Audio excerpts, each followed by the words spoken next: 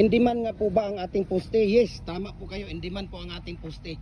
Dahil bukod sa semi-special siya, bukod sa matibay at maaasahan, tatlo po ang bakal ang nilalagay natin dito sa loob ng ating molder.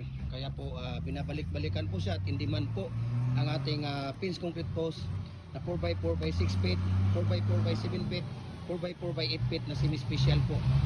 So, we can ship nationwide sa mga molders natin, no? Meron tayong dual heavy duty molders natin, 4 feet.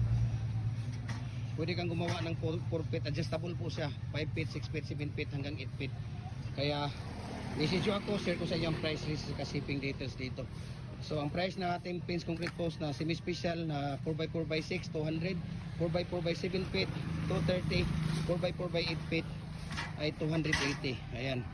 So tingnan nyo na rin kung paano ilalagay yung ating matting sa loob ng ating molder.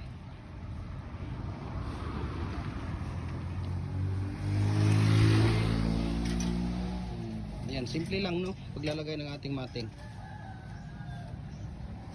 Ayan. So we can customize also, no, kung ano yung gusto niyo ng mga sukat. Sa molders natin, we can customize also 4.5 by 4.5, 5.5 by 5.5, or 5 by 5 or 6 by 6, depende po. Basta standard ng haba natin ay 8 feet po siya. Ayan, so sana nagustuhan niyo yung video natin at mabuhay po tayo, and God bless sa ating lahat.